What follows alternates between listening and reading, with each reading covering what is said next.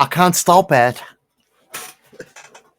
I don't know who I am, so I need to go home.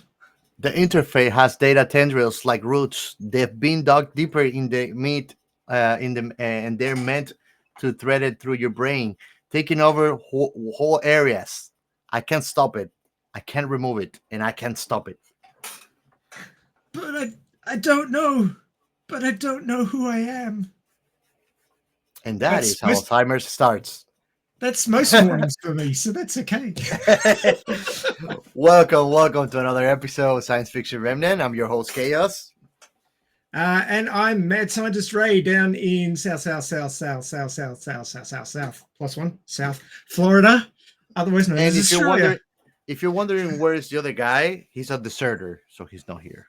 We're not gonna say more. I'll give him a break. He didn't need a heart attack. And this episode, if we made him watch it, would have given him a heart attack. For the record, we're recording this episode because the one that we're gonna record, we cannot do it without him. This is That's on right. you, deserter. I'm not gonna even mention your name. Your name is not gonna be mentioned on this episode. It's gonna be bleep if somebody says your name. Admiral Happy Endings. So what have you been watching, man?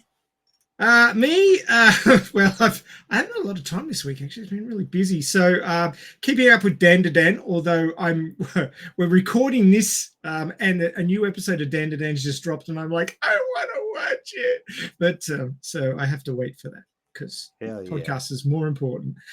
Did catch the latest episode of Shangri-La Frontier last night, which is going nicely, and I've been listening this week to tons of HFY on YouTube, which is the titles of which go along the line of Alien Princess Abandoned Nude in Desert, Humanity's Battle Between Desire and Heroism. These are real clickbait titles, man.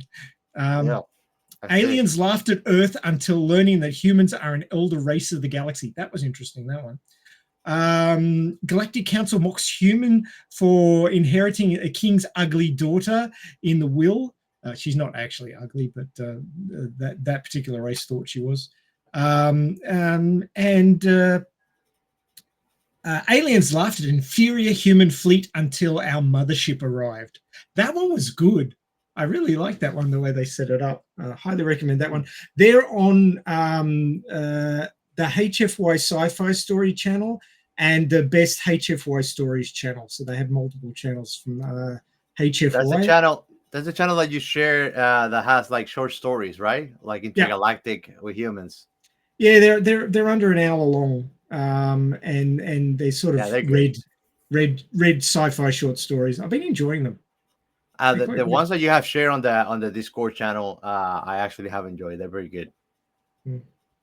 So yeah, check out YouTube for sci-fi stories that you can listen to while you're driving to work or cleaning the toilet or whatever you happen to be doing. Just to make your life a little bit more sci-fi. Sci-fi toilet. Not sure I like that idea. Anyway, sci-fi toilet. Well, what have you been watching, Mr. Chaos? Only Dan to Dan. That's it. Well, sci-fi. I've been watching all the stuff, but it's not sci-fi, so not applicable.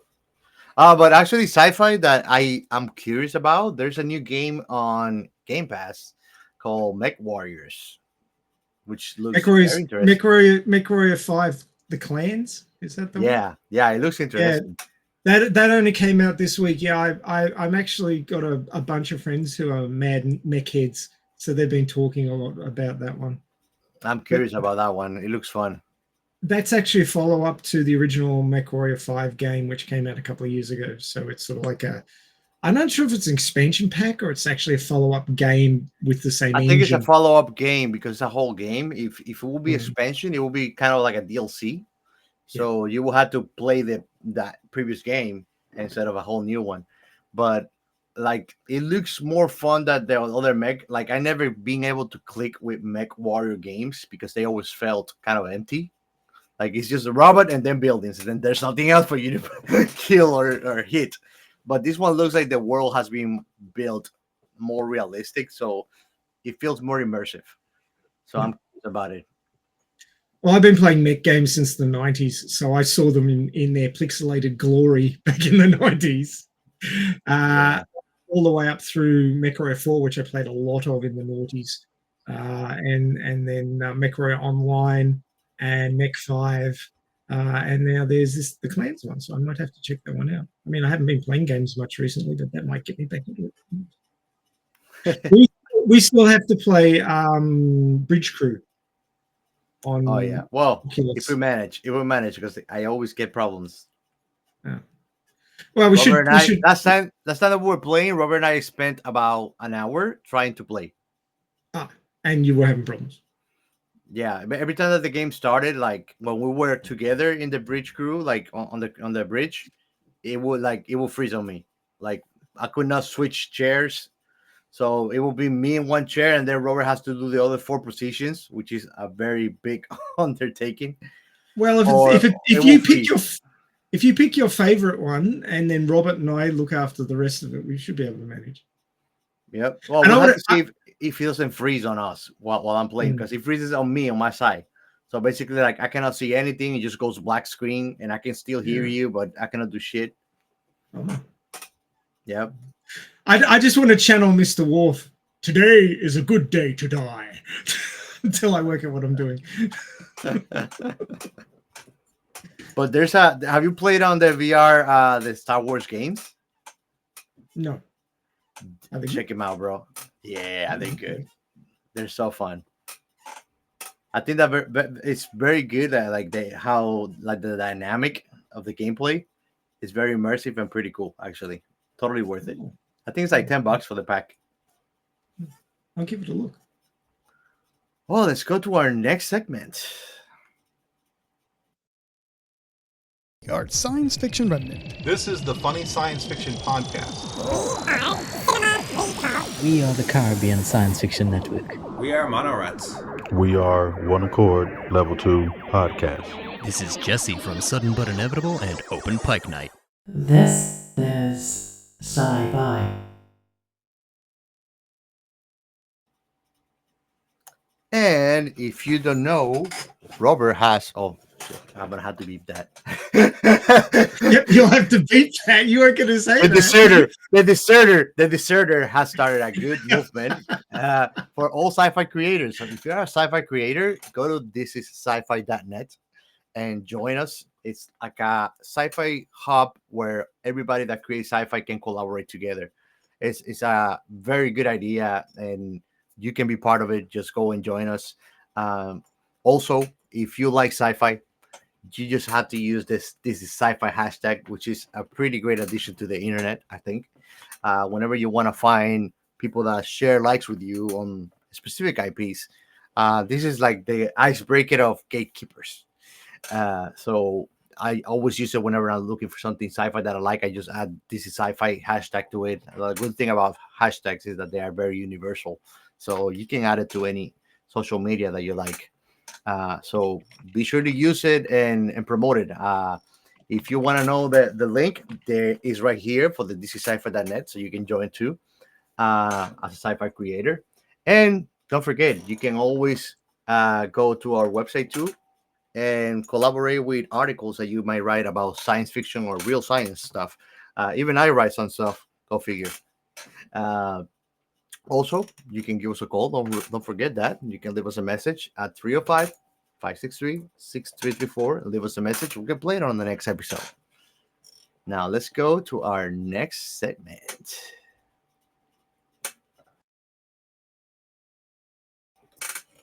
And for these shout-outs, I have 2 special thank yous. One for Patrick at Jodor3031. I like your comment on our episode, Idiocracy. Yes, man. I think that it has been a telltale for sure, that movie, and it has had an impact on our lives. For the better or worse. Many things are coming through that are scary. But I'm glad to see that you're engaging on our episodes, man. We hope that you continue to like what we create for you guys. And welcome to Paul Szylvester, new subscriber. Welcome to our team on YouTube channel. We hope that you like everything that we create, and if not, let us know what you like us to create. We're here to cater for your likes too, and that's all for this shout outs, man. Now we go to the next segment, the Elite Army News. What we've got to do without that sampling I board. have a voice changer. Oh, you have a voice changer, but you don't want to get kicked in the nads. And it goes up, not down. Yeah. So this week in Elite Army News, and we haven't had an Elite Army News for a month because we've been skipping over them to get to the main content because we've had all these guests on. And those guests had limited time. So I decided to pass over the Elite Army News. So you haven't heard this segment for about a month. So if this segment bothers you, sorry. And if you've been missing it, sorry again. But it's back. So Radio Chaos this week was episode 238. There's been a whole bunch of other episodes in the meantime. So if you're curious, go over and check it out on the Elite Army channel. It's hashtag Elite Army, one word, channel on YouTube. And this week was Gun, or Elite Battle Angel, which is the name of the manga, the source material for the movie. Angel of Chaos, Den of Barjack, Mission 4 Loyalties. Yes, they have long names. But most things in Japan do. Not as long as the new animes. No, this is true. This is true. But this is a bit of a turning point in the story for the Badlands, which is sort of the last major story arc for Elite Battle Angel in the original manga series. And this is where the manga series is reaching an ending or something? Well, not exactly, no, because this is 9 volumes, the original manga series, and then Last Order, which is the follow-up one, is 19 volumes. So there's still way more to go. But that's pretty cool. That's pretty cool. At least it's not like there's a no ending to something that you really like, and I think that's worth everything. Well, he's still writing it after 34 years, so it's still going. So. This is a bit of a turning point in that in an attempt to hunt down Destinova, Alita is she's actually met his son, Chaos, who runs a mobile radio station out in the Badlands, and called the Science Fiction Remnant, something like that. He promotes peace between Typhari / Salem and the surface. Not that he's having much luck with that at the moment.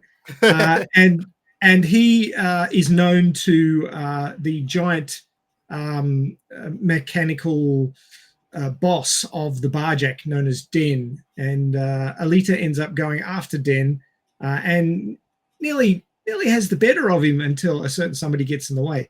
I won't say who that is because I don't want to be super all spoilers. But it's a very pivotal point in the Badlands arc, and we covered that on the show on the weekend. So that was a lot of fun. Nice. So if you want to know what's going on, you're gonna have to go and watch it, and you can find them with that hashtag on YouTube. Actually, the Alita Army. Woo! Yeah. And of course, it's a pretty low bar to join the Alita Army. All you've got to do is watch the movie and watch a sequel, which is pretty straightforward. It's a good movie. What's gonna happen when we get a sequel? There's no bar. Once we get a sequel, we want more sequels. So it's okay. Oh boy. No, look, we've always planned to once the sequel's greenlit to get all excited about it and try and work out what they're going to put in it, and when it starts showing, remind everybody that it's on and get all butts in seats and get them down there and make it successful. And then probably we want a remake anime with everything that is on the new mangas. Be happy with that. Oh God, it would go forever. It'd be longer than Danmachi. Longer than One Piece. Oh, I don't know about that. It has One plus Piece is like plus 1,300 episodes, I think, Days of Our that and One it keeps Piece on is going. basically Days of Our Lives in anime. So, Yes, pretty much, pretty much. mm. And with that, I think we're on to the main show topic. And I have a plot. Have a plot? I have a plot. After his father dies of Alzheimer's disease, Cooper travels the world, ignoring phone calls from his mother. In London, he spends the night with the technology journalist Sonia. He is forced to stay with her after his bank account is drained when he becomes a victim to identity theft, but finds a paid offer to playtest a game for Saito Gemu, which is Saito Games. At the company's building, he is met by Katie in an experiment room. Though she turns his phone off, he turns it back on and surreptitiously takes pictures of the test kit for Sonia. Sonia happens to work in tech reporting, so everybody's interested in what Saito Gemu are up to, but it's all hush hush. So she hasn't been able to find out as yet. Super Katie, oh yeah, Katie implants a small device called a mushroom in the back of his neck. He tests an augmented reality version of the game Whack-A-Mole. Cooper is impressed and agrees to a further test. He meets with Shu, the company's owner, and is told that he will experience a horror game where an artificial neural network personalizes the experience to his fears. Nothing to worry about there. Horrible idea. The worst idea you could ever have. Nothing to worry about there. Everything's good. It's coming off your head, man. Yeah. At Harlick House, the mansion he recognizes from a Saito Gemu game, Cooper has an earpiece to communicate with Katie. There are also cameras throughout. After a while, he sees a spider and then a figure appears in a painting. He hears footsteps and sees a simulation of Josh Peters, a childhood bully of his. In the kitchen, an enormous spider with Peter's face appears. Cooper's earpiece then ceases to work. Sonia arrives and urges Cooper to leave, but Cooper finds inconsistencies in her story. She stabs him and they fight. As her face inverts to a red skull, Cooper impales her on the knife lodged through his shoulder, and the knife, and Cooper's injury suddenly disappear. That was juicy. Oh, it was. That would have killed a certain person who will not be named. The deserter. As earpiece communication resumes, Katie leads Cooper to an upstairs room to terminate the test. Katie begins interrogating Cooper as he forgets details about his mother and then himself. After an attempt of removing the mushroom with a shard of glass, Katie and Sho burst in and restrain him, saying that the technology has advanced too far to be removed. That was the quote at the start of the show. Cooper awakens in Sho's office, the experiment having lasted only a single second and nothing subsequent having been real. Very Inception-y. Cooper returns home to find his mother, who does not recognize him, dialing his number repeatedly. Back in the first experiment room, Cooper yells for his mother as the mushroom kills him. Cooper was in fact killed within 0.04 seconds by a phone call from his mother, causing signal interference with the device, the subsequent experiment existing only in his head. Now you know how important it is to go airplane mode when they tell you. Dun, dun, dun. Remember to back yourself up before you do any of this shit. So you can reload. Yep. Checkpoints, man. Checkpoints. Yeah. Every gamer knows it. That's the funny thing. That Cooper's character, he's like no gamer at all. No, he did play a few games. He had a handheld on the plane. No, he was playing on a cell phone, I think. No, he had a handheld device. It wasn't. Oh, well. It wasn't his phone. He didn't picture a gamer to me, like the girl, for example. he I don't think he was a hardcore gamer, but he certainly played socially because he recognized the Saito Gemu, the building that was in one of the previous games. Oh, okay. He's like somebody that knows Mario Bros. And that's it. Yeah, he was trying to act like a hardcore gamer. He was dropping all these references and stuff, but Gamer wannabe. Yeah, basically. Like, I am a gamer. Like, I actually watched the walkthroughs of the consoles that I didn't have, so I could actually watch the games, experience them. Yeah, Yep. definitely. No, he made a few poor choices. Don't mess with your brain. Don't. I always say don't get involved with version 1 of anything, and if it's less than version 1, really don't get involved. Yeah. I mean, what were your first thoughts on this piece of movie of show? Well, what time is it now? I was even less than today years old when I watched it. I only watched it about an hour ago. I must admit that a lot of these Black Mirrors can really grab you. They're not for the frail of heart. Not mentioning anybody. No. Deserter. It's I thought it was good. It had that whole Inception vibe where you didn't know where you were, and it was reality inside reality inside reality. But yep, I've had dreams like that. I mean, I don't remember my dreams much these days because I just don't sleep enough. But when I get enough sleep, I can actually remember my dreams. And I do remember when I was younger and got a lot more sleep, that I'd have a dream and I thought I'd woken up, but I was still dreaming. Have you ever had that one? No. Nope. I've had dreams that I remember, but mostly they are very abstract. Mm. Like, no, I know I'm dreaming when I'm having them if I remember them and I'm conscious on them. But I don't anymore. Like, it's been years that I don't really remember much of a dream. Whenever I dream and I know it, I remember that I dreamed, and that's it. I think you have to be reasonably well slept, like getting decent night's sleep before you remember your dreams. I mean, it's easy when you're younger, but not when you're older. But it had that Inception vibe where, and I've experienced myself where I've been dreaming about something and then thought I'd woken up, but I hadn't. I was still dreaming. And that's really disorientating. And then you wake up again and you're like, am I awake now? Is this the real world or am I still dreaming? Jump off a cliff. Figure it out.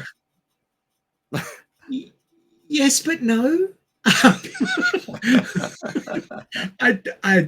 I see your logic, but it's flawed. I'm sorry to say. I mean, it's flawed if you're awake.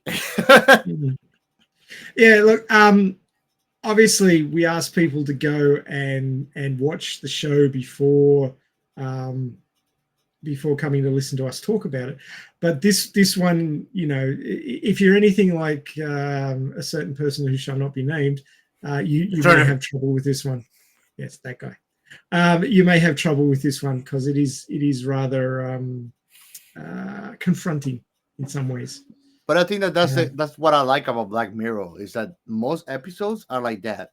Black Mirror, that's the like every episode is different, and that's the thing that all episodes have in common is that they tend to be disturbing in a fashion or morbid. And that's something that I discovered just recently that I do enjoy that I didn't know. Like sometimes you're watching something and you don't know what is it, but it stimulates you, and that's something that I really like on what I watch is things that are heavily morbid because it makes you feel something. It gets the hair in the back of your head up, you know. And just remember, boys and girls, doing mushrooms is bad. Yeah, because I can kill you. LSD. Yeah. But yeah, this one is actually the first one I watch of them, of Black Mirror. Right. Go figure. Oh, okay. No, I was just gonna wrap up my initial take with it.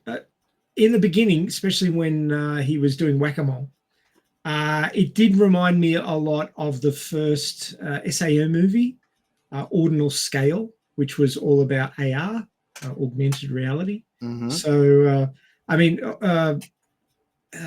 SAO covers a lot of ground in this sort of genre of deep dive VR and augmented reality and how it interacts with real life and how what happens to you in VR can impact your life as well. And of course, you know, with all these things, whenever you connect stuff to your brain, bad shit can happen, and usually does, because all these shows need a bit of drama to make them interesting. You know, if everything went fine, it would not be so much a drama, but a tech demo. So,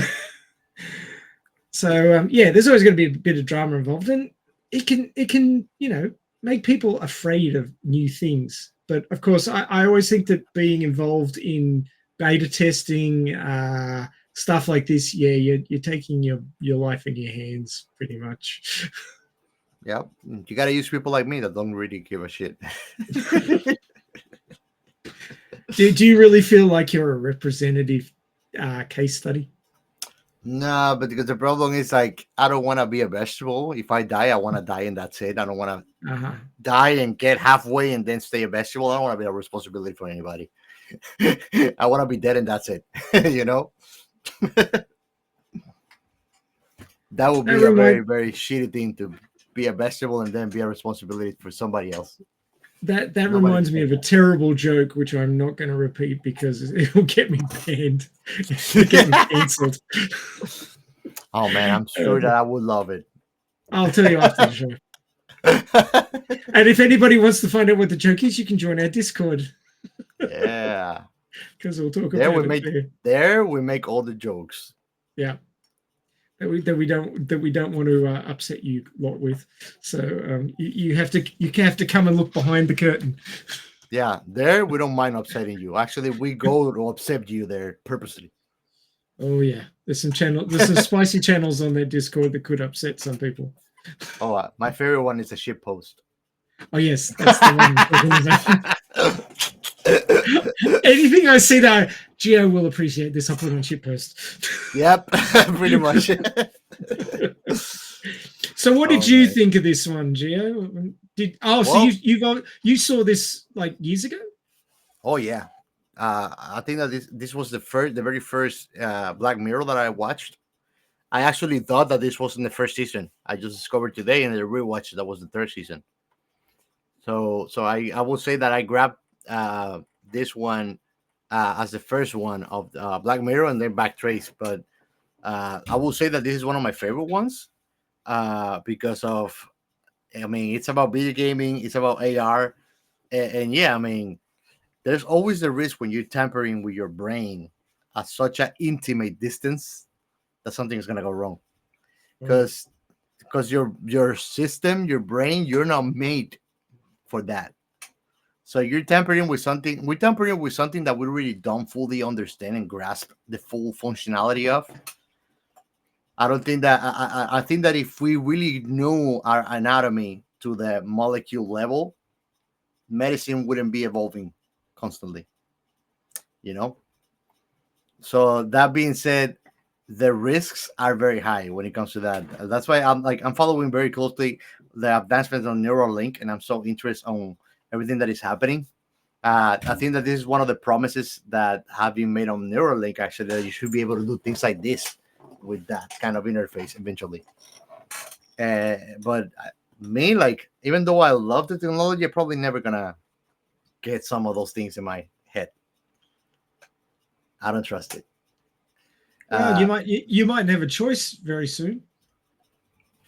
What, something that is not invasive? Well, actually, there are some versions of things that aren't as invasive, but I mean, like, you might be government mandated soon. Mandated? Yeah. Nah, bro. Like, I mean, they didn't get me vaccinated with COVID. They're not gonna get me with that. Yeah, I know vaxxed. But yeah, I don't think so, man. I think that will create a national issue. Like, people would not be happy that you mandate putting something in your body. Yeah. That I think that COVID was a social experiment to see how far they could push that kind of thing, and didn't happen. It cost some people their jobs and things like that, which is kind of crappy that it can influence your life to that level. But yeah, that always is gonna be like something tricky in society, mandating putting something in your body. I hope that we never get to there. We'll see. We'll see what happens. It's not off the table, I don't think. But yeah, it's a very interesting story, I thought as well. Very on point for developments that are coming along slower than was expected. I mean, we've already passed the dates at which the original SAO, which was written around 2010, was expecting this sort of stuff to happen. So they were expecting full dive VR in the early 2020s. And of course, We still don't have it really. No, we don't. I would have hoped that by when I got the Oculus Quest 2, that's what I was gonna get, but not even close. And the game that is closest to it is called Zenith. It's not really even, I would say, even a tenth of the experience of SAO. There's somebody that did some kind of SAO demo, but it's like an empty SAO world, and you don't have like everything that you have in SAO. You have like the main town, the town in the beginning, something is called. Yeah. And like the outsides, and like there's no monsters or anything. And then there's an SAO that is like just a dungeon where you fight a boss or something like that. But it's very basic. Yeah. I mean, they're trying to replicate something that's been in another story, but the level of detail that would be required to populate the entire thing, they probably just don't have the money to develop it all. It would take a huge amount of money. And you would think that there's an SAO video game, actually, that it is like the actual anime. You would hope that they could just try, kind of like migrate that into a VR environment, but not that easy. I mean, the only real sort of semi-immersive VR that I've experienced is a game called Warhammer 40k Sisters of Battle.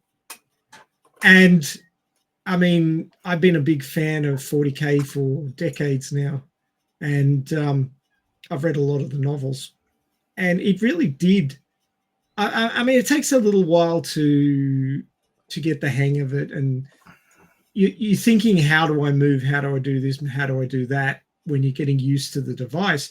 But once you get that, down, it starts to feel more immersive. And I really was kind of feeling like this isn't too shabby, really. And they have these things called cherubs, which are basically, and this is in the 40k world. So they're not very PC. I got to say, the humans in this far future, and they take unwanted babies and they put cybernetics into them and turn them into these flying cherub things. They're gruesome. Oh my god. They are gruesome. And I was doing this one section where I came around a corner, and they were flying around up in the top of this sort of churchy like space, and they'd been corrupted by chaos, so they were attacking me, and I'm like, kill the babies with wings. Oh my god, that must be freaking creepy. It was creepy. So feeling a bit creeped out by that when it's just that only reminds me of playing Dante's Inferno. All right. Because there's a circle of hell where there's unborn babies that are demons and they attack you. Lovely. Well, I've just to finish my point. It's just on the Oculus Quest 3. That's right. Oculus Quest 3. So this is not full dive, but it still had that sort of effect on me. So I could imagine that something that they haven't worked all the bugs out of yet, that you're giving free rein to access somebody's fears through their memories and then craft a horror experience for them, because it wasn't really a game. Nah, It was that's not more a game, man. That's horror a trauma. experience. That's a tailored trauma. Yeah, tailored trauma. Exactly right. That's a great description. Because, well, in a game there is a goal and there are controls and you have choices of the way you act and everything. In this thing, the guy was just told to stay there until he couldn't hack it anymore. Yeah. So that's it's not like a game that you're being thrown into a survival game. That's it. But yeah, you're dead right. It's tailored trauma, and I don't think that that's good for anybody. No. Really. Well, masochist people. Maybe, but even still, trauma's not something that really helps you. No. Of course, the haunted houses and all those sorts of experiences that can induce a fear response can be a little exciting. I mean, there's a fine line between fear and excitement. So, you can feel low levels of fear and it can be exciting, but high levels of fear are just trauma inducing and fucking you up inducing. And that's where this thing went. It just, it turned it up to 11 and just went there. Yep. That's the fucked up thing. That's the fucked up thing. It didn't went progressively worse. It just got 0 to 100. Bad. But the whole thing is, I mean, it's not expressly explained in the show that it was AR only. This thing became full VR. Yeah. Full immersion because he felt the pain. Well, he was sitting in the chair in the White Room, and then stuff happened, and he went to meet the founder, and they set him up for the full beta test, and then they walked him over to the building, and then stuff happened in there, and then he appeared back in the office as if he'd just woken up from a full VR experience, and then he died in the White Room after just 1 second. So the thing got into his head. 0.04 seconds. Well, that's what it lasted. The second layer was the final layer was 0.4 seconds. Yeah. so in 0.4 seconds, she plugged him in, and it immediately went to town on him and gave him several hours of creeping horror in 0.4 seconds, and then it killed him. Yeah, because when they started, it was 5:38 p.m. And when he was meeting the founder, it was 6:15 p.m. So they have gone almost a full hour. Yeah. But how long he was in the building as the creeping horror sort of no idea racked up, we don't know exactly. But I originally thought, oh, this must be an AR thing, and that's how she described it.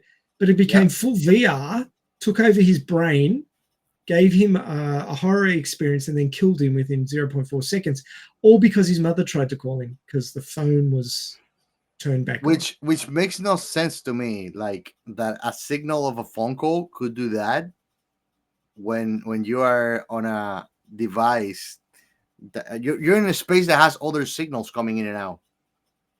She has a computer with her there. Well, it was supposed to be a corrupted upload. So they're uploading software to his mushroom. It got corrupted and went crazy and killed him. And he experienced all that as it was killing him. Honestly, by the end of it, when he was dead, full of blood in his nostrils and eyes, I was like, "Whoa, thank God he's dead and not a vegetable." So basically, you're saying it was a bad end, but not the worst end. Yeah, I mean, imagine if it would be a vegetable, it would have been worse. Because there's a question if he's conscious or not. Well, if he'd been the scary thing of being a vegetable is being trapped in a body. Well, yeah, but if the mushroom was still active, he might have still been experiencing what he was going through earlier. Even worse. So you're perpetually trapped in a fucking horror game in a tailored trauma. Yeah. Perpetually trapped in a tailored trauma. Oh, fucking no, bro. That's worse than being in hell. That's like him being in hell, yeah. Whatever hell's is. Mm. That's worse. Oh, no. Yeah. So, yeah, you can see why the deserter wasn't joining us for this one. Yeah. He could not have handled it. His heart would have exploded out of his chest. It would have been fun to watch, to listen to what he had to say about this, huh? I think he probably would have been foaming at the mouth with his eyes rolled back, actually. He'll be like, I don't know who I am. I don't know who I am. I need to go home. We don't need to kill our co-host, all right? I just won't put him through that. No, we just got to give him some tailored trauma. But yeah, I think they were channeling Inception, and maybe a bit of SAO as well. Definitely. Inception for sure. When they give you that perception of it hasn't ended or it hasn't begun, and then how do you call that when they like? I think that they touched that on SAO when they talk about how time goes faster inside your head than it actually goes in the real time. Yeah. What is that called? Ooh, time dilation. Time dilation. I wonder if actually when we have fully immersive technology, it will be like that. Well, you'd hope so, because it'd be very hard to go on a full VR dive adventure and then being dragged out of it for dinner or because it's bedtime or what have you. Because if it's a multiple day quest, you'd want time accelerated so you could fit it in around the rest of your life. So that would be preferable. It would be awesome because it will make you feel like you have more time to live too. Yes, true. That's technology that interests me, actually. Yeah, well, I'd be cool with it because I'm always trying to fit in things that I want to do around all the things I have to do. So not only that, but you could do more than just play a game with that kind of technology. Just with time dilation, you can do a lot of things like writing that you don't have time in the normal day, right? Yep, true enough. It would be good to be able to dilate some time and get more time to think about what to write. It will be like, I don't know if you really will be dilating time or really speeding up your brain. Oh yeah, it basically one and the same, because your perception would be running at normal speed, but your brain would be running faster. So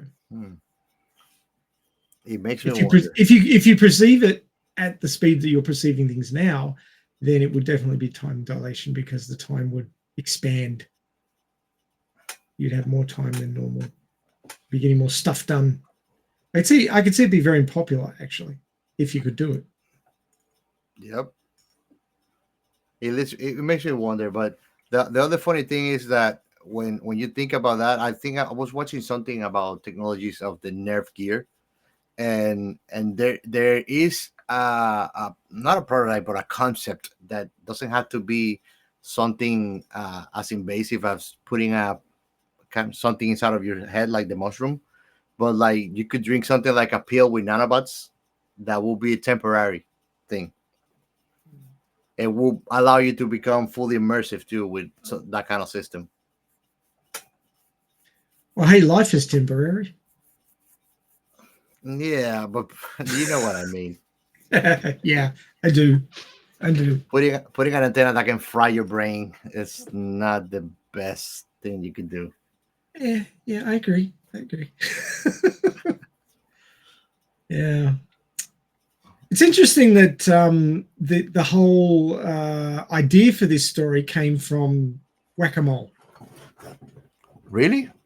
Yeah, well, that's what it says in the wiki, because I always try and skim the wiki before we start our conversation. But yeah, the idea came from somebody who was watching a game of Whack-A-Mole and went, "Oh, Whack-A-Mole, wouldn't it be really cool if you could do that in AR? Like you could just play Whack-A-Mole, but the mole wasn't actually there." Oh yeah, how would you connect that? Oh, you could have something attached to the back of your neck which connects to your brain, and rah rah rah, and it just expanded from a game of Whack-A-Mole into the story that became this Taylor trauma. became tailored trauma. I think that's your. We should come up with hashtag tailored trauma. I think that, or maybe a T-shirt. Taylor trauma. Oh my god, man, Yeah. that's the worst idea I ever seen. It's not a game. That is not a game. It's pretty horrific, really. Honestly, I mean, everybody has their own fears, and they may interface with it on a insubstantial level, but to have it like thrust at you, I mean, there's some really good regression in this, and how the story was using things from earlier, like his bank account being hacked, and when the girl showed up, Sonia showed up, saying that she orchestrated that, so he was pushed into this, so that then she could, show up and kill him. And that was, messing with his head and tailoring his trauma.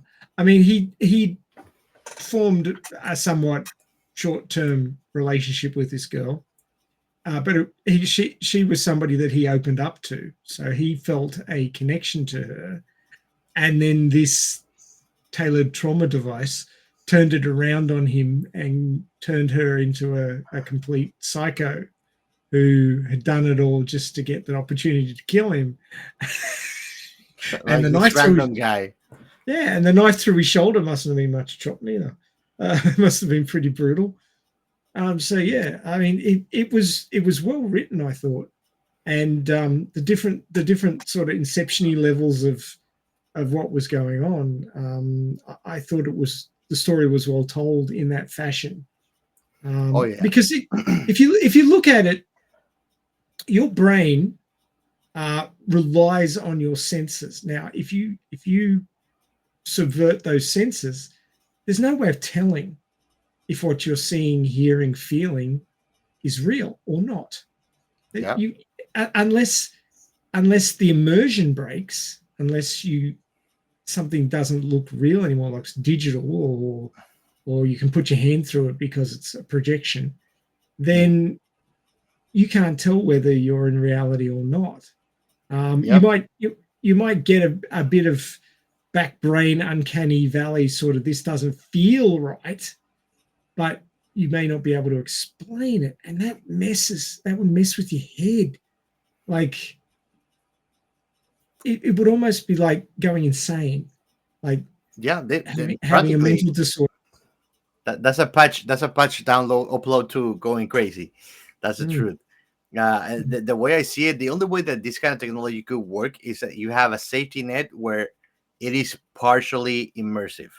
So you will not have the sense of smell, and the sense of touch will never be real. As long as you have those things blocked, I think that is possible. And the sense of taste. If you have those senses cut out and it's just audiovisual, I think that it could be a fun experience. But the moment that you put more than that, is in for going crazy, because then you are messing with a person's perception of reality. And once you do that, that's when you have full psychosis going on. Yep. Which I have experienced, and it's not fun. Not knowing what's real. That's fucked up.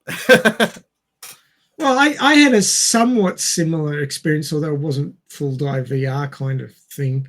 But when I had my open heart surgery, they gave me some pretty strong painkillers, opioids. Woo!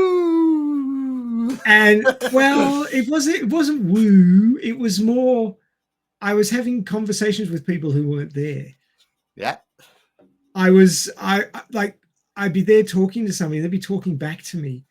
And then I'd realize my eyes were closed, and I'd open them, and I'd be like sitting on a loo, and I'd be like, oh, I didn't even know it was here. How did I get here? Yeah. I got off those painkillers as quickly as I could. Like the heart surgeon was like, oh yeah, no, you should stay on those for a while. I'm just going to hurt. I'm going, I want it to hurt. Yeah. I want it to hurt, then I know it's real. It's unnerving. It's unnerving, bro. I can tell you, because I've been through it, and it's unnerving to see somebody that is not there, or to hear something that is not happening. And your And only touch to reality is the people around you to tell you that's not happening. well, that's my only limited experience with something like that, and I did not like it. It's uncomfortable. It is really uncomfortable. It's So uncomfortable, not and you feel recommended. trapped. You feel trapped because it's inside your head. That's the worst part. Not recommended. 0 stars. Would not try again. So You got that, Google? Yep. So yeah. I mean, it depends on the person. I like to stay grounded. As a scientist, I like cause and effect and examining my world around me and working stuff out and testing it and making sure that everything's real and so forth and so on. And if there's any inconsistencies, I'm like, why is that inconsistent? I'm not comfortable with inconsistencies. Let's find out why that's being inconsistent, shall we? I don't think I do well with these sorts of things because I get really sort of unnerved by the inconsistency. Yep. But horror and fear and trauma, these are all things that we get enough of in real life. We don't need to add to it. Yep. You already can choose the movies that you like and don't, and you can go to a haunted house if you want more. But really, I would not sign up for this thing, and I would not volunteer. Nope. Oh man, 0 come stars. on! I wanted to watch your stars. video. Nope. Nope. Not happening. Oh man. I think I've got to be in the person who shall not be named camp on this the choice of whether or not to be involved in this one. I mean I enjoyed it as a story, but I wouldn't be. But I think that this kind of things work well also as a telltale to what these technologies could do and what we shouldn't do with it too. Because I mean, there's nothing good if you're trying to find new ways to drive people crazy. I mean, there's plenty already existing. I totally agree. Now, look, drama and tension is what makes a good story. People don't want to see a story about, oh yeah, we invented this device and it all works fine and nobody has any trouble with it. That's boring. It's accurate, but it's more like a tech demo than it is a good story. It's more on the deserters alleyway taste. Yes, exactly. But this sort of story, it's cautionary tale. And I think it's very important to have cautionary tales about these sorts of things. There'd be a reason why the mushroom was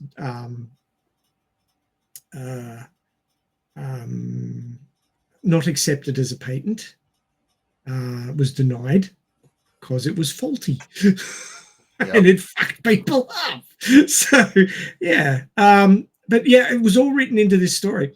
I found this story had really quite good internal consistency, except that the AR became VR when the thing got too far into his head. And I think that was part of the plot twist. Yeah, really. Definitely. I mean, they being on a experimental phase, and I feel like they were not really knowledgeable, the full grasp of what that technology that they were tampering with themselves. But they created something that they didn't fully understand. That's what it felt to me. Definitely, yeah. I think they probably should add a Faraday cage around that room. Faraday cage? Yeah, Faraday cage basically blocks out any electronic communication signals. Oh. So basically, you get no cellular reception. You couldn't have got a phone call. But that's inconsistent because then he shouldn't have gotten that phone call. That's what I'm saying. They should have had a Faraday cage, but they didn't. Oh. I mean, you can do an easy one. I learned from Bob Lazar, just cover your room with aluminum foil. Yeah, it'd have to be pretty thick, I think, before it would block. And if you want, just put one helmet of aluminum foil and do that Sputnik, so they cannot do brain control on you. They've been doing that since the 50s, dude. The old tinfoil. It works. Since that it works, they've been doing it. The old tinfoil helmet. I'm gonna do that for the next episode. to stop them from beaming things into your brain. Yeah. Oh man. Oh, dear. Well, I think that this episode is not gonna be too long neither because the story was very concise and short. But what Yeah. was your favorite moment of the episode? There were lots of really good bits of dialogue. There was lots of good bits of setup and payoff in this story. While it was traumatic, it was also satisfying in the payoff. And I think the one line in the entire show that really hit hardest was when Show said to Katie, "Put him with the others," because basically that was verifying that what Sonia said was correct, that people have been disappearing after working for this mob as beta testers. But that's the funny thing because that's part of something that didn't happen. Exactly. It was all generated from his fears. Yep. Oh man. But it did hit pretty hard, that line. Yeah, it did. What about you? What was your favorite point? When he died and the founder says like put that on the note, and then he just woke up like nothing. And then they put call by mom. Literally, that was the note. And it's funny because she told him at the beginning, I haven't killed somebody yet. And there you go. There's a first time for everything, I guess. Now they have. Yeah. Oh man. They just bagged him up and put him out with the trash.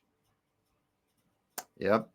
And they never found it. It was kind of from the beginning. I felt like something was off with the character because he kind of sneaks out of his house and he goes onto this war tripping around the globe.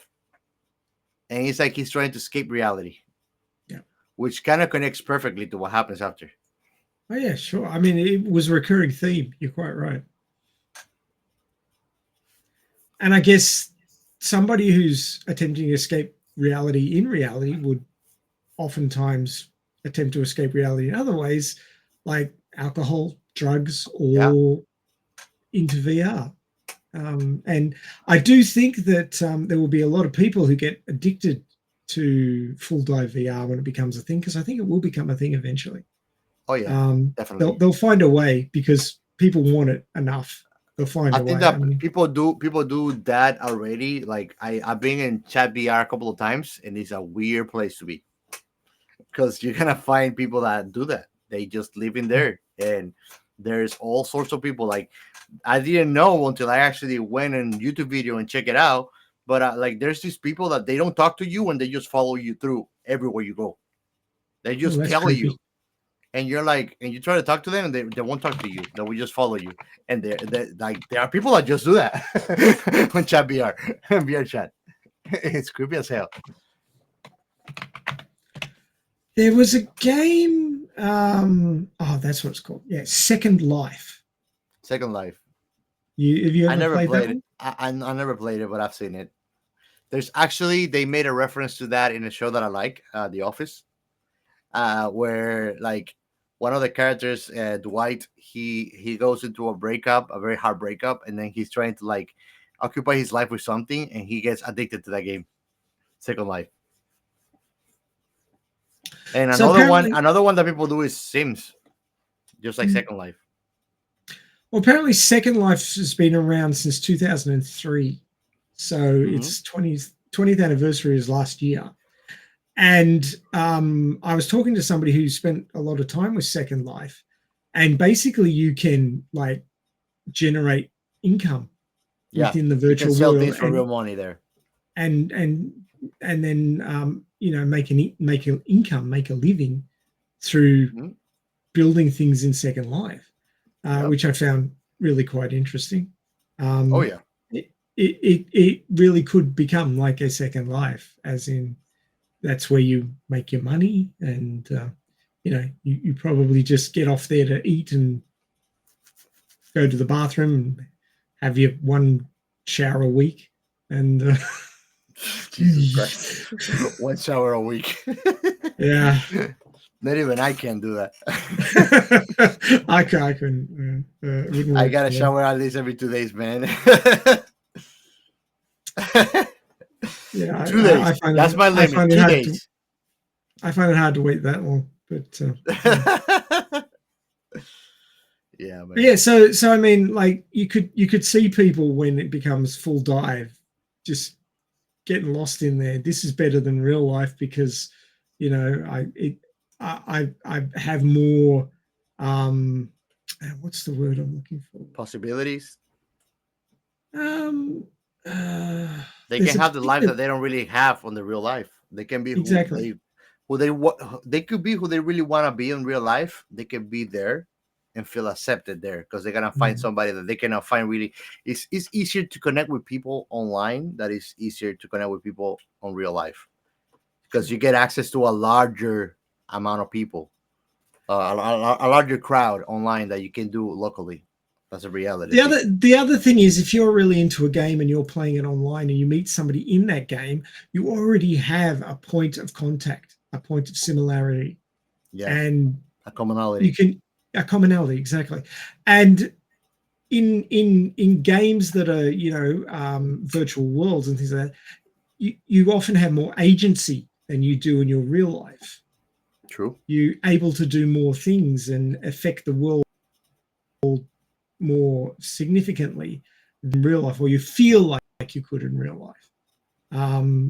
You know, there's all sorts of limitations in real life about education levels and opportunities and your age and you know, your social circle. So you know, trying to do big things is really hard for some people.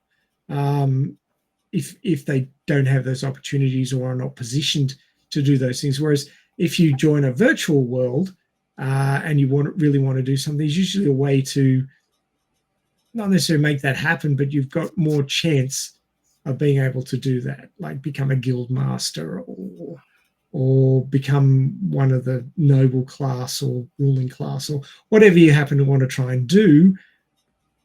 You're not born into something and then you'll never climb higher or anything like that. You can actually join the game. If you get in early enough, you have a lot more options, and then you can be you feel like you're something in that world that you could never be in the real world. You have more agency, so people then get addicted to that feeling and stay there and be in their game world because it feels more important to them than their lives that they're forgetting about that are too hard.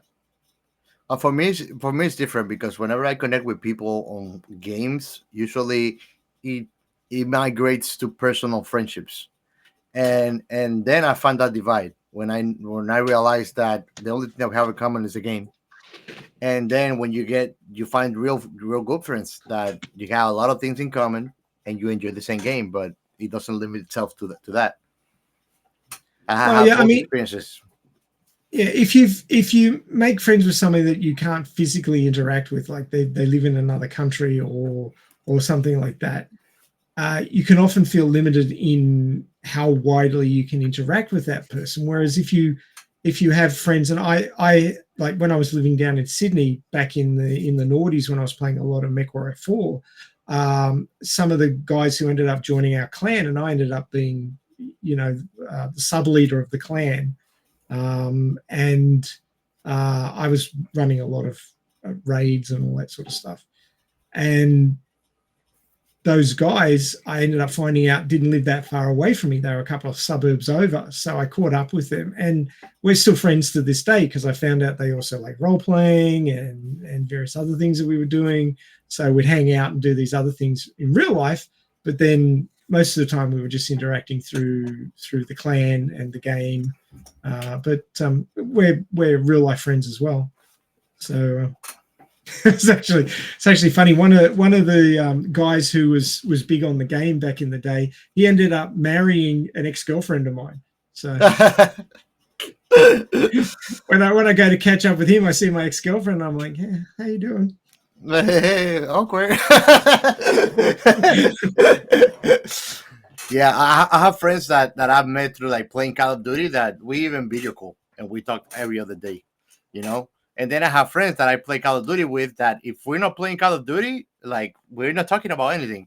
Like I have this friend, I really love this guy. He's from Puerto Rico, and but like the only thing he does is achieve things and check boxes, you know. So like if you want to play with him, you're gonna go and check boxes. But if not, he doesn't even want to play with you. Like he doesn't care. And then there's other friends that we have that we just want to hang out together. We don't care what we're gonna do. We're just gonna play together. Yeah.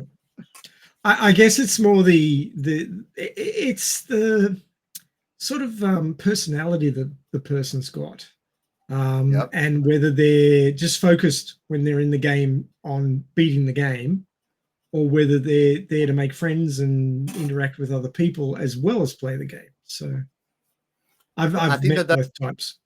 I think that's why I think it's good that there's games like Call of Duty or Destiny that never end, that they keep on bringing new content. So it's a game that you keep on beating it and you're never going to end it because there's always going to be new stuff coming up by seasons.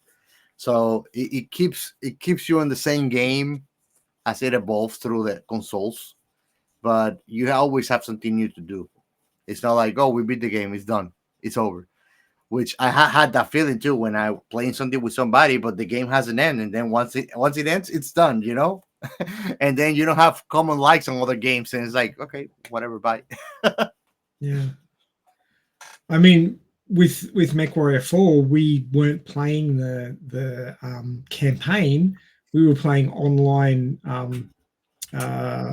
PvP, which was linked to a galactic map of the game lore, and your clan would take over one of the governments, whether it be a small periphery government or one of the major inner sphere governments or one of the clans, and then you'd have to you'd have control over a certain number of planets, and then you get invaded by the clans or other periphery powers or what have you, and you had to fight them off. And then if you felt like expanding, then you'd have to go and attack their planets and play. That's classic. That's year 2000, MechWarrior 4. Yeah. That's when I started playing it. Damn. And we played thousands of battles on this planetary league over the course of about 4 or 5 years, and we had a lot of fun with it. I mean, I could talk for hours about our greatest achievements and victories and how we pissed people off and all that sort of stuff, which was a lot of fun. But that's all in the past. It was good fun, and if I ever get together with my mates who used to play that, we'll reminisce over beers or what have you. But if I was to explain it to you now, you'd be like, "What's the big deal?" Because you weren't there. But it was a lot. I know the feeling. I know the feeling, man. I mean, there's games that I beat too that are like that. Like I'm a crazy fan of Gears of War, for example, and I played like that's one of the few games that I actually pre-ordered and went before midnight to wait for the store to open so I can get the new copy. That's one I did that with Halo. Halo. I did that with Halo back in the day. Yeah, or the console just to play it. What console you used to play? The PC or original Xbox? Oh, I played it. Go figure. The first time that I played Halo was in a Mac Mini.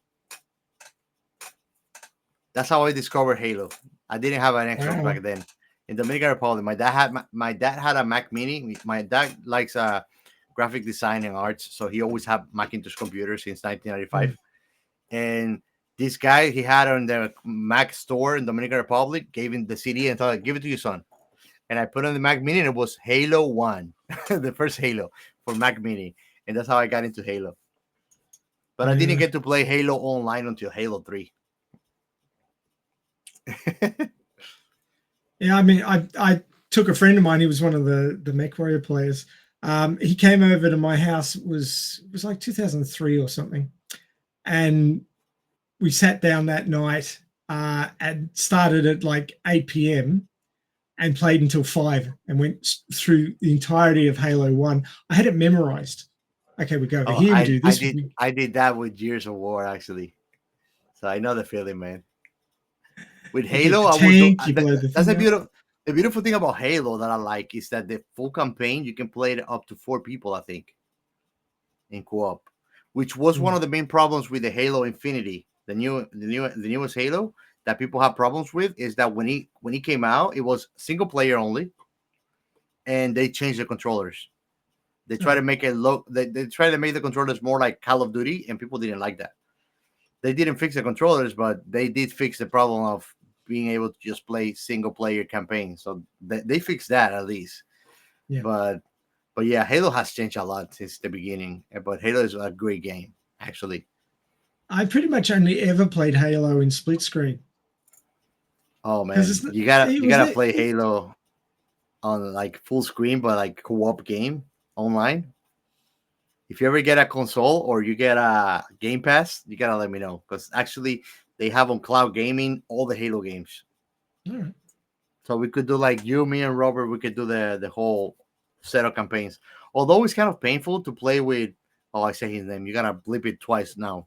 Because you're the editor, so you're gonna have to blip that name twice. You're gonna make him blip his own name. That's harsh. Yes. But yeah, I mean it's kind of a pain to play with him Halo now Infinity because you have these NPCs Marines that go with you, and of course the Spartan runs faster. So it's like, oh, okay, what are we doing, Robert? We're not going. You know, it's like, oh, we gotta blip it again, man. What are we doing? Like, oh, we're waiting for the Marines. I'm like, really? Or if we get a vehicle, but we have 5 Marines, we can only feed 4. Oh, we cannot get in the vehicle. Like, why? Because we cannot feed all the Marines. Really? So here comes with the whole gameplay to the NPCs. So whenever we go to a camp, I like it because they die, and then we have enough people to put in the car and go. Can't one run along behind and get there eventually? Yes, or they just get lost. But whatever, it's an NPC, man. He stops the game for them. He's like the Mother Teresa of NPCs. Yeah, that's right. We should get him a T-shirt with that on it. Wait for the NPCs. No, I'm gonna come up with something good for the NPCs, for the love of the NPCs. Oh man. So, do you have any last thoughts about this one? This was my first experience with Black Mirror. I think that if you are sensible or an empath, like somebody, Black Mirror is not for you. But if you like things that stimulate you and that are very thought-provoking, because I think every episode on Black Mirror is very thought-provoking and it touches very different topics. Yeah, that's what I like the most about it. Even though all of them are disturbing to a certain degree, they are very stimulating and they always touch very interesting topics that go very deep into what our future holds, really, and technologies. So this was my first episode. There's a couple of others that I would suggest if you want to have a first episode. Hopefully we're gonna cover it in another episode, but San Junipero episode is very good too. It's not as harsh as this one. It's more emotionally charged, but I really like it too. But this episode to me was like the entry point of Black Mirror, and I really like it. And to me, it has a special place on my gut. Yeah, because you wouldn't want it in your heart because your heart would explode. No, fuck that. What about you, man? As far as what did you call it? Not engineered trauma. Tailored trauma. Tailored trauma. That should be a hashtag. So as far as tailored trauma goes, this one was pretty damn creepy. And this is getting a little bit away from sci-fi into the horror realm, because I used to be quite big on horror movies, maybe a decade or so ago. But when you're sort of watching horror movies, you watch ones that are completely out there, that have nothing to do with your reality, and they don't really hit home. because they're just a little bit too unbelievable. They don't have enough points of confluence with your experience to really scare you. I mean, they're scary, but they don't bother you too much, right? And then you have what I call intimate horror. The ones that keep you awake at night. That's right. The ones you can't stop thinking about because they feel like they could happen to you. Like you could wake up the next morning and there it is. Or like you're watching Final Destination and then seeing a truck with locks in front of you. Something like that. Or they did a remake of Day of the Dead back in the noughties, and it was just like everyday suburban America, and they're just getting up in the morning and they're doing their stuff, and then their daughter runs down the corridor salivating with blood around her mouth because she's just tried to eat her brother, and then she runs up to the parents and starts chewing on the mother, and the father's like, what the fuck? And he doesn't want to hurt his daughter and he doesn't want to hurt his wife, and just runs the hell out of there.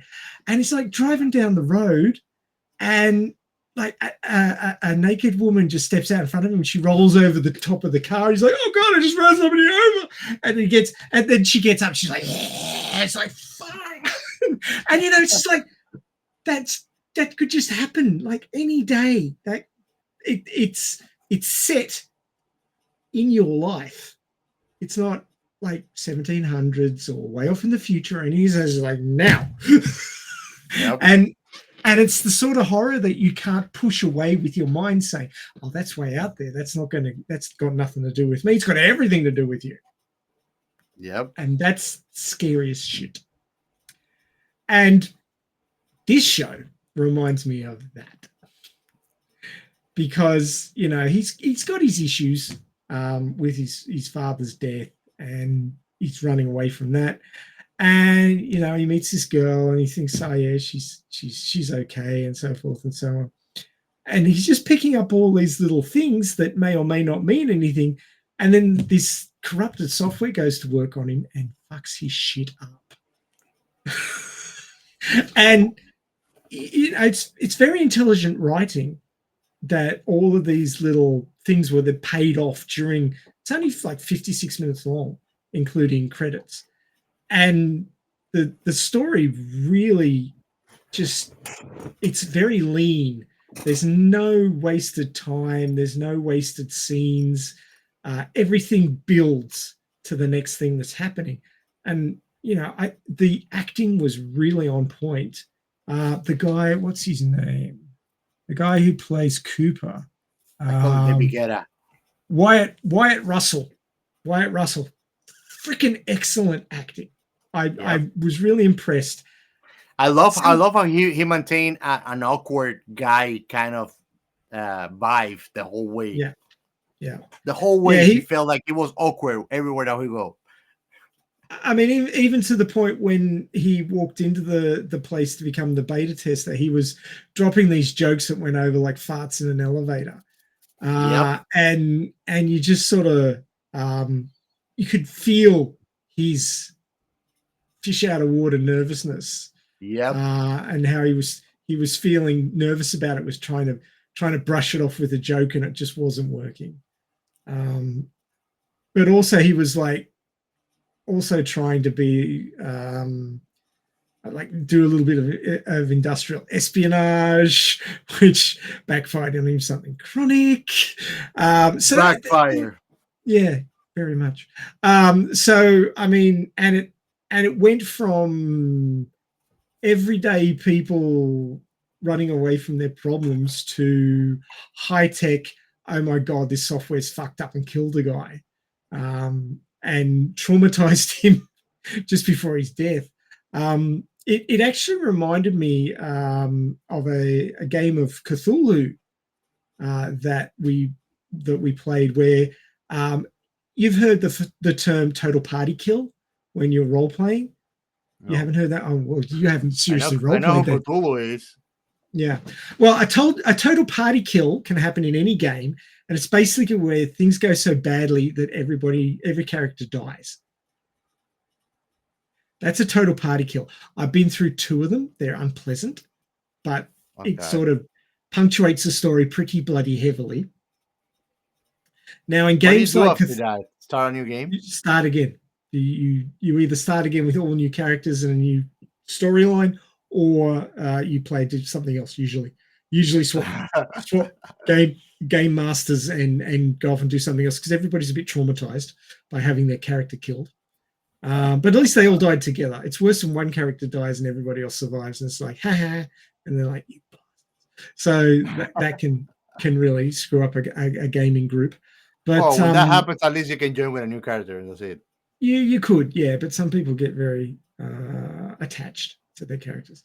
Really? But yeah, really. But in games like Call of Cthulhu, characters are supposed to die.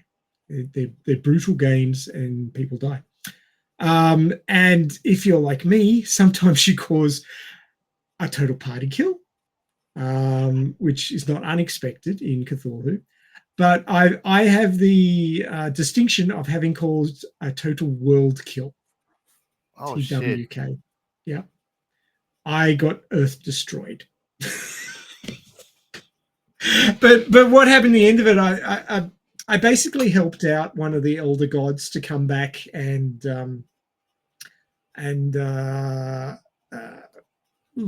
basically summoned him back to Earth, and he went around and destroyed the place. But my request, and the GM screwed me over on this pretty heavily. But I don't blame him, because it's Cthulhu. We were in an airship. It was my character's airship. And this was in the 1920s. And we were flying over the Congo. And I realized that the step pyramids buried in the jungle were actually part of a giant summoning circle to resummon this elder god. I can't remember the name of the elder god, but it was the fungus. But you thought of, well, let's use them. Now, the party had actually tied me up because they decided that I'd gone crazy, and I had. But they decided my character had gone crazy. They tied me up, but they didn't make sure that I didn't have anything on me that I could use to cut the ropes. So once they stopped considering me, I talked to the GM and I managed to free myself. And I went up to the balloon part. So you've got the gondola underneath, connected with cables to the balloon. So basically what I did, I was waiting till we flew over the summoning circle, and then I cut the cables, and all the other characters and their supporters, the whole gondola fell down into the middle of the summoning circle and crashed and blew up and killed them all. And that was the human sacrifice for the summoning. Oh my god, bro. and the elder god asked me what I wanted for helping him return to Earth, and I said, I want to live a long, happy life. So what the GM did, the GM said, as a wrap-up, and so you live a long, happy life inside your skull for the next 0.2 seconds, and then you die of old age, but actually you die when the elder god pops up 2 seconds later. So basically, my life lasted a whole nother 2 seconds. But inside my head, I lived till 100 and had a long, happy life. And I couldn't tell the difference. And that event in that game, at the end of that game, because it was a total world kill, reminds me of what happened to this guy here, in that when your senses... See, I actually got back to the story. I finally got back to the plot of the movie. But what happened to this guy here reminded me of that, in that once you're disconnected from your actual senses, you can't tell what's happening. Yep. And if your thought processes can be accelerated, you can experience things that the software is creating for you, not in real time, but accelerated. So you can experience a whole bunch of stuff.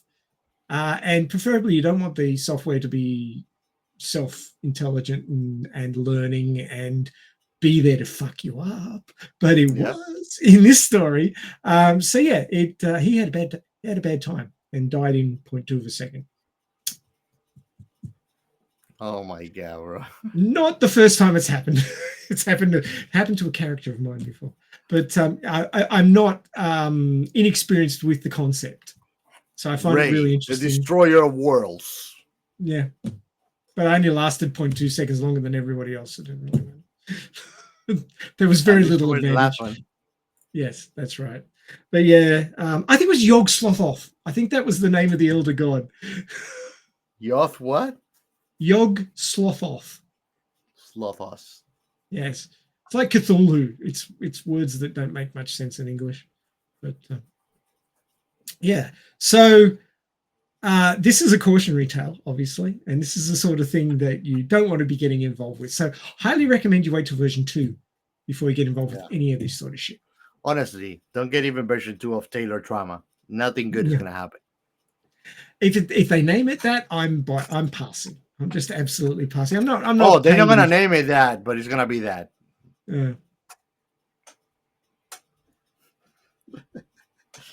Well, hey, look, the guy couldn't even get the patent for his mushroom through the ethical requirements for patents. So, what chances do you have of putting it on the open market and selling it? I mean, really? Yeah. Well, don't get involved into any beta test for sure. Yeah. Don't do that. Not when it involves direct connection to your brain, anyway. Nah. That would be bad. That's my last take on it. All right. Shall we go to the next segment? Sure. All right. Sci-fi. So, I bet you can guess what we're going to talk about. Neuralink, anybody? You're welcome. You're welcome, Elon Musk. So yeah, I mean, anybody thinks about brain-computer interface these days, they think about Neuralink and Elon Musk. I did actually find an article talking about 7 leading brain-computer interface companies and their current and prospective products. This is from rossdawson.com, who's a futurist who's very interested in where we're going with technology. Just let me, here's the thing. Share. So those watching on YouTube can now see the article pop up. So there it is, 7 leading brain-computer interface companies and their current prospective products. So they talk about Neuralink, Neurable, which is using a sort of they got the world's first virtual VR game controlled by the brain, but they put a sort of like a helmet with ECG sensors on it, and it actually senses from your brain what's going on rather than connecting directly to it. And this other mob called Emotive, Kernel, NextMind, and Melton MMI, and Bitbrain, sorry, not Bitbrain. Yeah, I wouldn't put that on my head. Why? Nah, not worth the risk. I think this is far less risky than having something actually in your skull. You could get fucked by an electroshock of one of those things in your head. Yeah, I think it's far less likely than bad things happening because your senses have been short-circuited. But I did ask Gemini for a summary of this sector of the market, and it gave me a summary talking about Neuralink, founded by Elon Musk in 2016, developing high bandwidth BCI system using implanted electrodes, aims to enable people to control computers and other devices with their thoughts, as well as treat neurological disorders. So there's a medical component. Mm-hmm. Current product Neuralink N1 Link, which is under development, And the prospective products are Neuralink N2 and N3 with increased bandwidth and functionality.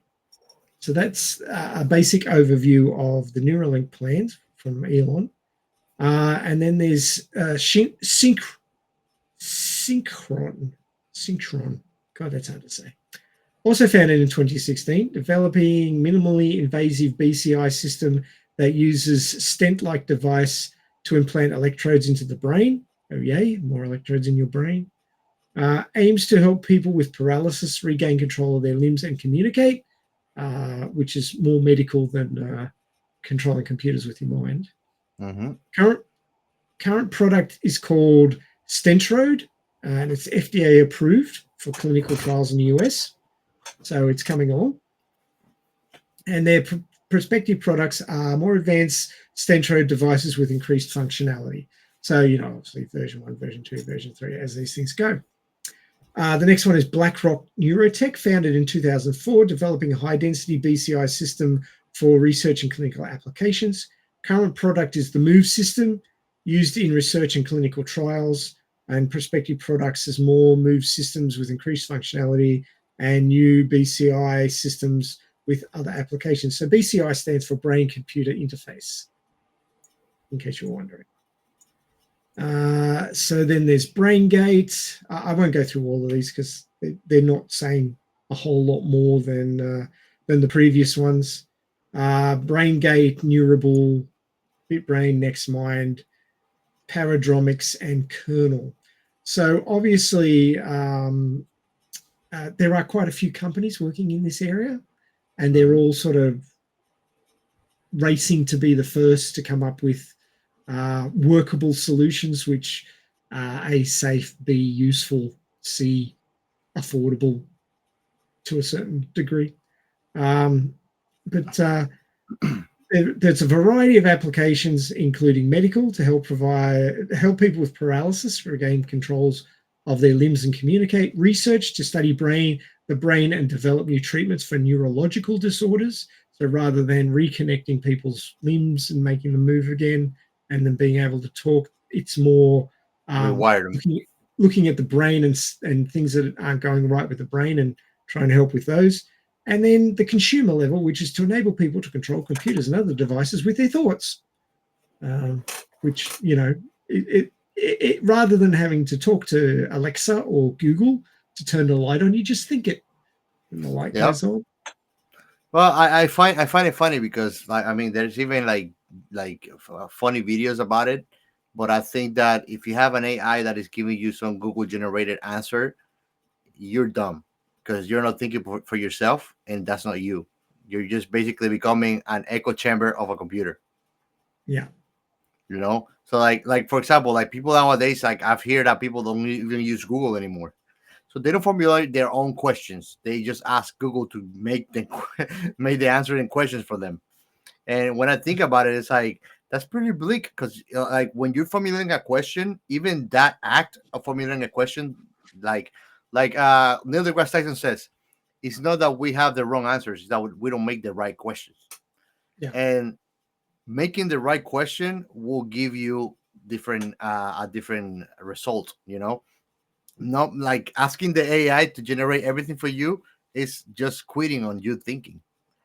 And that's basically quitting on your individuality, in a sense. Thinking for yourself. That's true. I think that AIs are going to be used a heck of a lot because they're being put into every piece of software now. Copilot, Microsoft's AI. I haven't used it, but I have it there. It installed itself onto my Windows 10 install here. And it also installed itself into Word. You got 10 or 11? I got 10. I'll get to 11 eventually, but I've got to do some upgrades to my PC before it'll work. Before 11 will work. There's a particular security chip that's required on the motherboard before 11 will work. So they're forcing upgrades on us. But you had to do motherboard. You had to do everything else. Exactly. But these AIs have appeared in my operating system, in my word processor, Google Gemini, because I had Google Labs, which is beta testing things, because I wanted to see what was coming up. Sort of my interest in sort of what the future of online services like Google Docs, Drive, etc. would hold. I joined up to Labs, so they let you play with the new stuff before you have to pay for it. And I've been using Gemini off and on for 4 or 5 months. How do you like it compared to ChatGPT? It's different. I mean, every AI that you ask a particular question will probably give you a slightly different answer because they're trained on different data.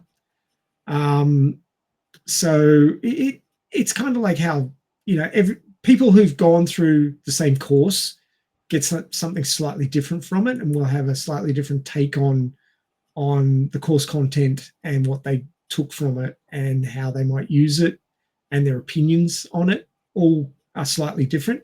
And so it's much the same with the AIs, that they've been trained on slightly different things, or their reaction to prompts can be different. Yeah. Because they're weighted towards different things in the prompt. So you'll never find, I would suspect that you wouldn't find two AIs that give you the exact same answer to the same prompt. And I mean, you were talking about how important it is to ask your own questions. I mean, that becomes no less important for when you're interacting with generative AI, in that you have to come up with a prompt that gives you the answer you want, because the AI will not necessarily get what you're asking unless you phrase it correctly. And there are whole courses on learning how to write prompts efficiently. There's websites that are just like repositories of prompts, like thousands and thousands of prompts for different things. There's websites that are just that. Those up. Sounds interesting. But yeah, you remember Doc Joe, who's guested on the show a few times. He's sort of looking his work area in IT advisory is the future of work, and obviously AI is going to become huge in the future of work, because they're putting it into every single piece of enterprise software. It's going in everywhere, and I do believe that the generative AI does speed certain things up, but I also believe that you are dead right that if you overuse them, you become dumber. Yeah, if you become too dependent on it, then why do I need you if AI is doing everything you do? That's the reality of things. You can't just be an echo chamber for an AI. You do need to do your own thinking. You also need to take what the AI tells you and have a think about it and decide whether or not you're going to take it for granted. Just like anything that you read online, anything that you're told by any person, you have to ask the question, do I take this for granted? Do I look at a few other sources and try and make sure that it's correct? I mean, if it's a throwaway bit of information, you're not necessarily too worried. But if it's something important, you need to get multiple sources. You need to make sure that you can verify the information. So certainly if something's important to you, like if it's part of a dissertation or part of something important to you, you need to get multiple sources. You can't rely on a single source of information. Of course. Especially not Wikipedia. Really? Really. Shocking, I know. So did you have some input to the science behind science fiction? I think that you covered it with yours. Did I? Shocking. Yeah. I mean, you got some stuff there about AR. Do you want to talk about that? What I put in here about AR is that the augmented reality interface directly linked to the human neural network would integrate digital information with our sensory perceptions via direct neural interactions. Bypassing traditional input devices like screen and wearables, this interface will be capable of reading, interpreting, and responding to neural signals to provide more immersive, efficient experience. There's a bunch of pros and cons. Some of them are like the pros: seamless integration, enhanced cognitive load, immersive interaction, and personalization. Tailored trauma. That's not really a pro. And cons: privacy risk. I always had that doubt with like Neuralink, for example. Yeah, the safety is very good or whatever. I think that when we make quantum computers the commercial or like the mainstream way of using computers, and classic computers are thing of the past, privacy is gonna become everything that we know as privacy is gonna become obsolete. So with quantum computing, anything that you have that would suggest any kind of security is really easy to breach with quantum computing. That's what I think. So privacy risk is just a matter of time, regardless. Health risk, yes. Ethical issues, Taylor trauma again, and technological limitations. The current lack of full understanding of the brain complexity, what we spoke about in the show. Ultimately, while promises such neural link AR system is significant, the balance between innovation and safeguarding human autonomy and privacy will be a critical challenge. Exactly. I mean, look, people have been programmed, brainwashed, what have you, without this sort of stuff. Through being bombarded with images to change your neural pathways. And you can reprogram yourself. You can actually change you can actually reprogram the way your brain works by long-term repetition of positive statements. I mean, I'm a perfect example. I was really negative about myself. I had low self-esteem. I couldn't look people in the eye. I was a complete nutcase socially by the time I'd finished high school. You can say that you're an awkward kind of guy. Oh, I was beyond awkward. I was beyond awkward, and my name wasn't Ken Takakura either. No, oh man. But no, I really suffered during high school. I had a lot of negative reinforcement, and things went badly.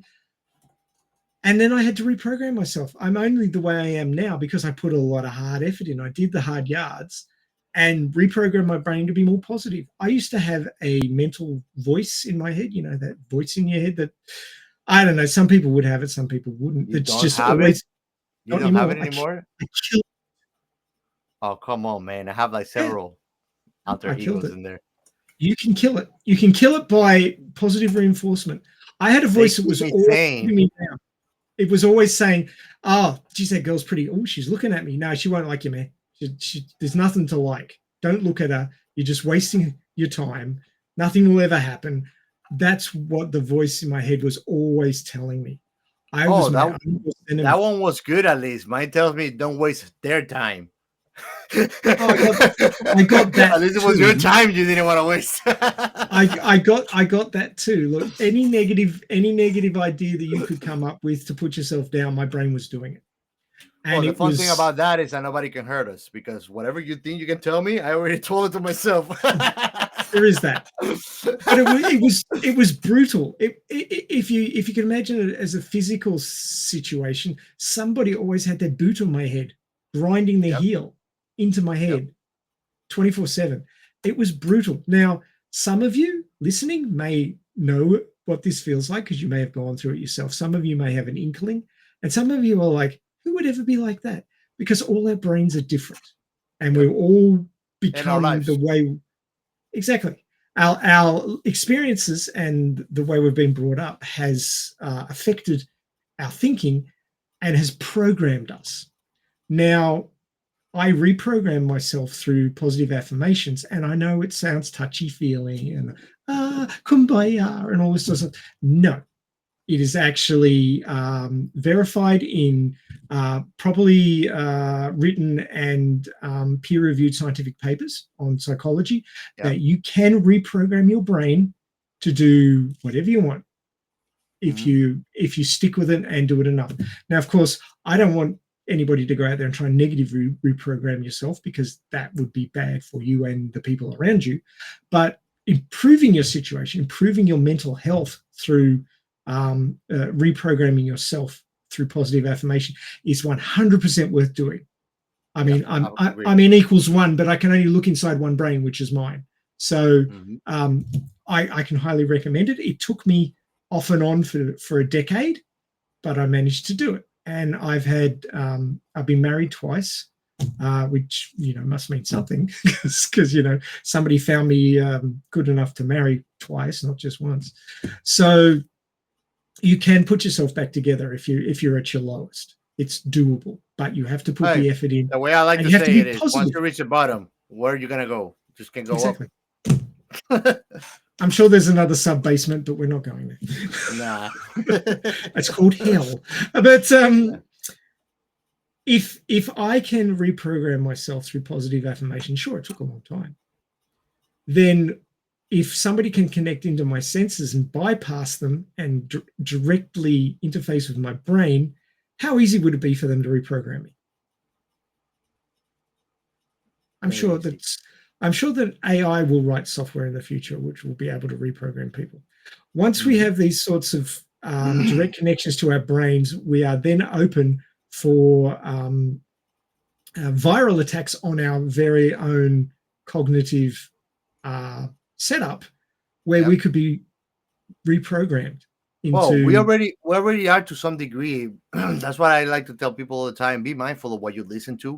Be mindful of what you read and what you look for on information on the social media, because sometimes we're just going on pilot automatic and we don't realize that we are ingesting information that might not be good for us. And that we and that we might not even care for, but somehow we find ourselves doing that, and we're like 2 hours later, what am I doing here? And then you just stop and just keep on going. It's another one of those avoidance strategies where you look at other people's drama to avoid your own. But in doing so, you're reinforcing drama and negativity as your main thinking process. And all of these things get embedded. It's just like brushing the dust under a carpet. You're not really cleaning it. And at some point, it's going to come out and ugly. So it's better to deal with it head on and get uncomfortable, but be done with it. Yeah. And the problem is that we tend to really turn away and avert ourselves from problems instead of just dealing with them. Yeah. Avoidance of problems and solving your problems is one of the brain's go-to activities. If anything that you've got to deal with you find too hard, the brain will immediately go, no, don't want to do that. I want to go do something fun. I want to go do something that I enjoy, because the brain is looking for happiness, and you're avoiding solving the problems, which would then allow you to be happy. So it's a self-defeating cycle. And so all I'm really saying is that your mind is programmable. It's a great tool, but a terrible master. That's what the brain is. It's a great tool, but a terrible master. That's what. But if you don't take command of yourself and your mind, you can end up in horrible places. And it's usually the people who just let all the external influences in to do their darndest. And I mean, everything from modern advertising, which is all about, this is a deficiency in you, buy our product and fix it. The first thing they tell you is that there's something wrong with you. Don't feel pretty enough? Get our makeup. That's right. Don't feel strong enough? Buy our protein powder. Yeah. Buy our drugs that help pump up your muscles. Yep. Don't feel hung enough? Get this product which will make you bigger. All of these things tell you you're not good enough, and that really starts to affect your thinking about yourself. And it's not about having to be good enough. It's about accepting who you are now and understanding that you don't have to stay that way. Mm-hmm. And you don't even have to get worse. You can get better. You can improve yourself, but you have to work on it. Nothing is free. But the first thing is that you have to accept what you are before you can move forward to any point. If Exactly. you don't accept who you are, you're not gonna get better in any aspect. Yep. Avoidance does not work as a long-term strategy. You Yep. have to face things and you have to get on with them. Short-time gratification, long-term problems. Exactly. Exactly. Problem is that short-term gratification is what we're programmed to accept these days. So you need to unprogram that. But anyway, that's a whole nother podcast, I think. So we should probably move on from that. But basically, in context to the science behind science fiction, that you can reprogram yourself just by thinking in different ways and giving yourself positive reinforcement rather than taking on the negative reinforcement the world throws at you. And so if you had something connecting directly to your brain, it would be quite easy for other software and other sources to pump you full of whatever the hell they wanted to program you to do whatever they needed you to do. And of course, there's lots of dark and horrible ideas that could stem from that. I don't want to go into them because it'll sort of drag us down at the end of. I'll tell you later. You can Google it, but don't use an AI. Just Google it yourself because use your brain. But where just about everything is a double-edged sword. I mean, we say that nuclear weapons are terrible because, Hiroshima, Nagasaki, all the nuclear tests, the radiation, the contamination, also the huge amounts of money that's been spent. But there's always a column B. And the column B is that have we had another world war since nukes were invented? No. Why? Because people are too afraid of blowing the entire fucking planet up. Yep. So even something as negative as nuclear weapons can have a positive effect. Even if it's by the law of deterrence, but still, the effects is peace. I mean, we've gone close a few times. We might go close again, given the current state of certain governments that have just changed over. Well, that's a problem. That's a problem with the law of deterrence. The law of deterrence stages peace, but it's under the threat that if you attack me, I'm gonna attack you, and we're gonna all die. So it's a scary final outcome if it comes to happen, but it keeps things from happening. Well, the law of deterrence only works until a crazy person gets in charge. And I'll just leave it at that. Yeah, that's true. So thank you very much for joining us on another episode of Science Fiction Remnant. We had fun with this one, I think, Gio, don't you think? I agree. Even without he who shall not be named didn't join us. Deserter. Gotta blip that name 4 times. Blip, blip, blip. You can use those blips, Mr. Deserter. That's right. So if you want to continue this conversation, because oh my god, what a can of worms this episode was, you can join us on our Discord. You can, if you're watching us on YouTube, you can scan the the code that's just popped up on the screen. Thank you for doing that, Gio. Or if you're listening to the podcast, you'll find it in our show notes, a link to get onto Discord. You will need the Discord app, and you'll also need to set up an account. But once you've done that, it's pretty much free unless you want any of the advanced features, which you don't need. But you can join us on our Discord. There's many, many other Discords for interesting topics, other science fiction Discords. There's Discords for Alita Battle Angel. There's Discords for anime and books and all sorts of things. So I reckon Discord's a really good platform. I've met lots of people that I've had good conversations with on there. And check it out. And come and join us on our Discord, and we'll talk more about sci-fi. Now, we can talk on our Discord about this particular episode or any of our back catalogue, or if you have an IP that you're really interested in, we'd love to hear about that too. We have a couple of websites. The first one is sciencefictionremnant.com. Gio mentioned that one earlier in the show. That's where you can find our currently released episode in podcast form.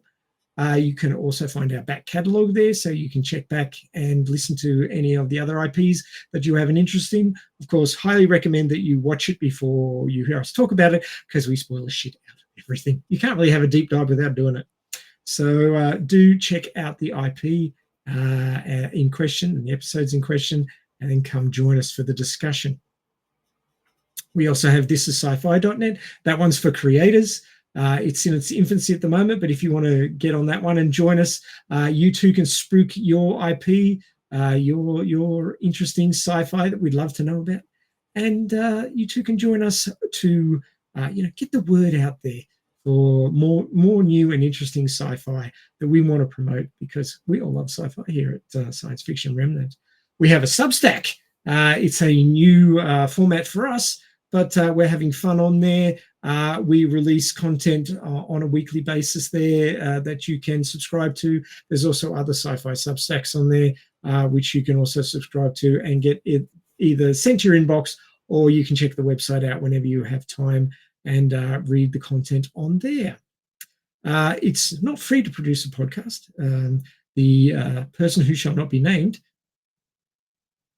you're going to say the deserter? Deserter. Thank you. I was waiting, but you had yourself muted. He's been footing the bill so far. Really appreciate you for doing that, Mr. Who shall not be named. Yes, him. But if you would like to help us out with Buy Me a Coffee, we'd really appreciate that. You can drop a few cents, a few dollars on there and help us out with the costs. A few millions. I was not going to say that. I did. Don't ask, you don't get. Hey, Gio. Hey, if I don't ask, maybe we never get it. But if I ask, maybe we get it. Maybe. But yeah, we'd appreciate any support that you could give to help with the costs of running the podcast. We also have a hotline. You can leave us a message on there at 1305-563-6334. That's 1305-563-6334. Drop the 1 if you're in the continental United States. And on that line, you can leave us a message about any of our episodes that you've listened to, or any commentary you'd like to give on the show or the hosts. Gio's waiting for his first 1-star review. He would love it if you could pay him out so that he can find out what to improve on. People are usually too scared to tell him. So if you've got the balls, he's got the interest. So let him know. And of course, if you call that number and leave us a message about your favorite IP and you give us a way to get back to you, we'll get back to you and you could come on the show and be a guest on the show. We've had lots of guests recently and they've been great fun when they know more than we do, because we find out stuff. We love to learn about sci-fi and new IPs. And of course, we love to learn about old IPs as well. If there's something that, is relatively unknown about a particular IP, come on and let us know about that. We'd love to hear from you. But thank you all for joining us. We hope that you enjoyed this episode and you'll enjoy other episodes in our back catalogue, which is getting up there now. It's in the 220s, I think. So lots of episodes, lots of content, lots of sci-fi. We hope you enjoy it all. Do reach out to us on our Discord. We'd love to talk to you there. And we hope that you enjoyed the show and you'll come back and visit us again on Science Fiction Remnant. Bye for now. See you next time.